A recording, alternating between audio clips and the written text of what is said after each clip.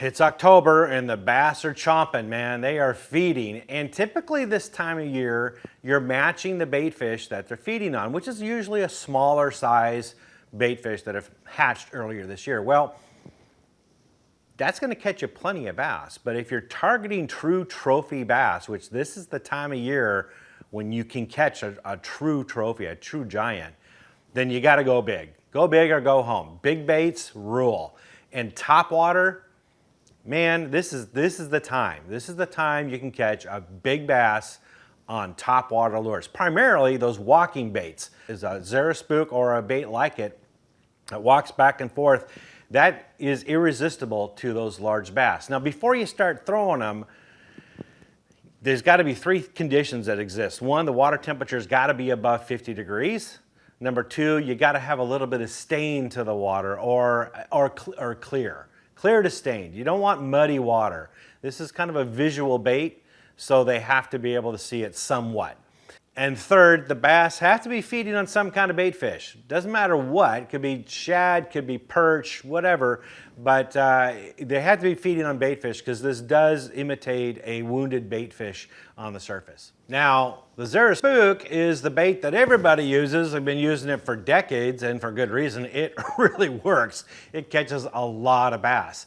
So definitely use the full size. You're looking at the big full size version of it. That's what you want to be throwing. Now, in addition to the Zara Spook, there's other baits out there that are similar that you can use because they have some unique characteristics that can come into play here, like the Megabass Giant Dog.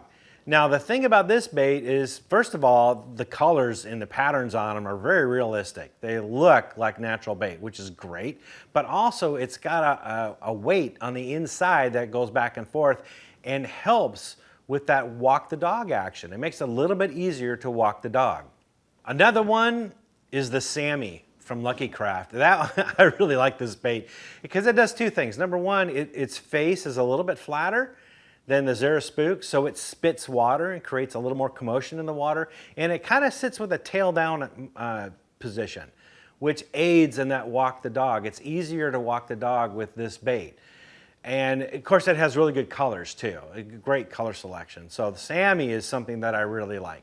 Evergreen has a walking bait as well, and this one has a bit more of a flat concave face, which really accentuates that spitting action and really gurgles and blurps while you're doing walk the dog. And that adds an extra appeal, especially in really clear water, but in dingy water too, because it gives a little more noise and action that the bass can hone in on. So that can be really good. And when you got windy conditions, a lot of wave action, that extra noise is what it takes for the bass to find it. And then finally, Reaction Innovations Vixen, same thing. This one creates a lot of noise. It's probably the noisiest of all of them.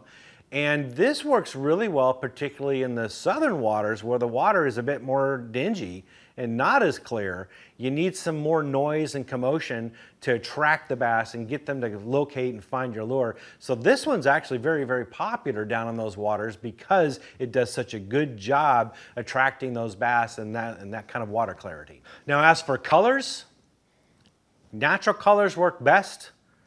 Our frog patterns, you know, perch colors, shad color, ghost, which is white, works really well. If the water's really clear, then you want to go to a translucent color, something that's a little more transparent. That works actually really well, even bright sunny conditions, bluebird days, that kind of transparent color, it kind of conceals it a bit and can work all throughout the day. One thing though, when it comes to smallies, for some reason, especially in the fall, they really like bright, gaudy colors. So chartreuse, yellows, reds, you know, just bright colors, even chrome, stuff like that. The smallmouth go nuts over it. So if you're fishing an area that has a lot of smallmouth, particularly big trophy-sized smallmouth, then make sure those color choices are in your arsenal as well. As for equipment, first of all, let's start with the rod. The rod, you want something to be no more than 7 foot long. I like a 6'10". It's a little bit easier to get that rod pointed down at the water and work it and pop it back and forth with a smaller rod. You have a little more control over it that way. So a little bit shorter rod. It has to be a medium heavy, fast action rod. And I use monofilament line, 15-pound monofilament. That's really important. Braid, when it gets to that, 15-pound, 12-pound line, it's pretty wispy and thin. And when you make that cast out there, that's a big lure, and it's spinning and flopping around in the air, and typically it gets tangled in that braided line, and it ruins your cast. So monofilament does the job, and monofilament also floats. That's key. When you're working it back and forth, you don't want to have something like fluorocarbon that sinks. It's going to pull the lure down, and you're not going to be able to get that side-to-side action as well. So make sure that you have the right rod and the right line. As far as the reel, you want like a 7-to-1 gear ratio, something that's got some fast gears that moves pretty quickly. Because what you're doing is you're popping, popping, popping, popping at a cadence, and at the same time you're reeling almost at a steady pace. But if you look carefully here, there's a bit of a pause in between turns of the handle, and that has to be timed perfectly with the popping of your rod. So it takes a little bit of practice, but with a reel that takes up a lot of slack, it's a little bit easier to do this versus a reel where you have to move the handle further to take up the slack. So a 7-to-1 gear ratio is pretty important in this condition. As far as the technique goes, it takes some practice, guys. This bait is just basically a cigar. It doesn't have a lot of things that built in the action here. You have to do it yourself. You have to create the action. And you do that by popping the rod at a cadence and reeling, like I mentioned. And it takes practice to get those two coordinated. The key thing here is, first of all, I find it easiest if I'm popping it with the rod pointing down instead of side to side. Now you can do that to the side. Perhaps it might be easier for you, but for me personally, I find it easier from popping the rod downwards. I have better control over it. So that's one of the things. Another thing is you got to have like a little bit of loop in front of it. So you can use a loop knot when you tie it. I like to use a snap. You can use split rings, those type of things, but something that gives that bait ability to wiggle back and forth. Tying a knot right up and cinching it tight on that eye is not going to do you any good. You need a little bit of that looseness in there to enable that bait to swing back and forth. So that's paramount. You got to have that. Second is, what helps is if you have a larger treble hook in the back, or even a treble hook with a feather that's in the back. That creates a little bit of drag and more of a pivot point so that bait can move, gives it a little bit, an anchor point, and enables it to swing back and forth a bit easier. And another very, very critical part of this is you've got to put slack in it between pops. If you pop it and reel up the slack right away, the bait's just going to chug forward like this. It's not going to go side to side. You pop and bring your rod tip back up immediately, and you're throwing some slack in it. That enables it to go to one side. Then you reel up a little bit of slack, and you pop it and immediately bring your rod back up and throw some slack in it, and it'll swing over to the other side. That slack is absolutely critical in getting that walk the dog action. Now, if you're trying to learn how to do this, I've got a video here that shows you a lot more detail on how to do this. But overall, if you start out, start slowly, pop and lift the rod up and see, until you can get it to go to one side. And then reel up some of that slack and pop and lift the rod up real quick and see if you can't get it to go the other direction. And just real slowly, kind of figure that out, how much of a pop, how hard you have to pop it, how much slack you have to throw into it. Practice that and kind of figure it out. Then you can start to speed it up and get that cadence down. Takes a bit of work and practice, but that's kind of key. Now, once you've learned that, most anglers stop, but you can take it to a whole nother level. You can actually, while you're walking the dog, work this bait around pilings, around objects, around stumps. You can actually turn it and curve it around. How do you do that? You make one pop shorter than the other or harder than the other. You can go pop, pop, pop, pop, pop, pop, something like that, and it'll walk over, walk over, walk over, and give it a little pause, and then pop, pop, pop the other way, and you can work it back. So practice with alternating how hard you pop it and how long you pop it, and you can learn how to turn the bait. You can get it underneath docks, underneath overhangs. Think about the possibilities here. you can really take it to a whole nother level. Some of the best guys that I know that catch a lot of bass on these walking baits have mastered that technique. So once you get the regular cadence down, take it a step further and learn how to move it that way. And that makes a whole different, opens up a bunch of opportunities for you. One other thing too is the speed of your cadence. Sometimes the bass, you just go pop, pop, and wait.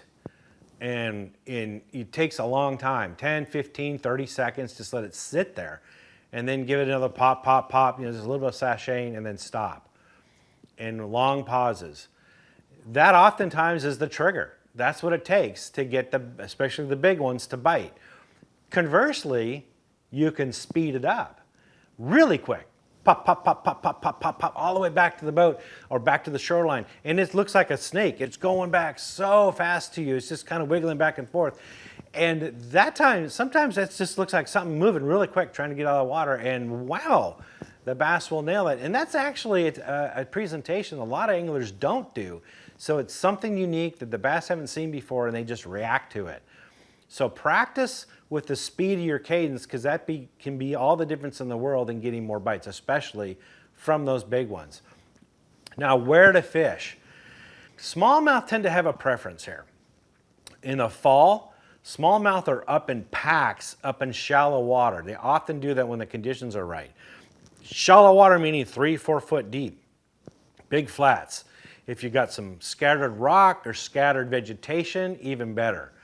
That is like ideal. That's the kind of thing I look for. And it can be a vast flat. It doesn't have to be, a small one. And they're up there roaming, feeding on bait fish, and that's when you can cover a lot of water with these walking baits. So try that first, especially if you're targeting big smallmouth. Now, smallmouth also, if they're not up on the flats, they'll move out to points and sharp breaks. Those sharper, steeper shorelines, or where a creek channel swings up against the shoreline, where you have a steeper bank. Those are the things I would target. Bring it across those points, bring it across those steeper banks, docks that are up against those steeper. You can tell.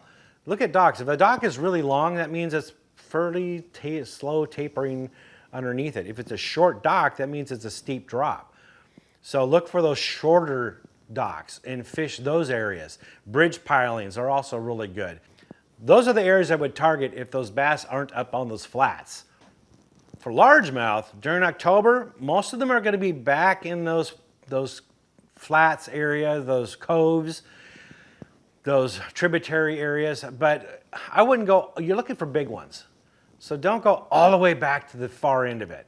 Go about halfway to 2/3 of the way back and start working those areas, especially if you can locate the creek channel or outside weed line or docks in deeper water. Those are the things I'd be targeting with these walking baits.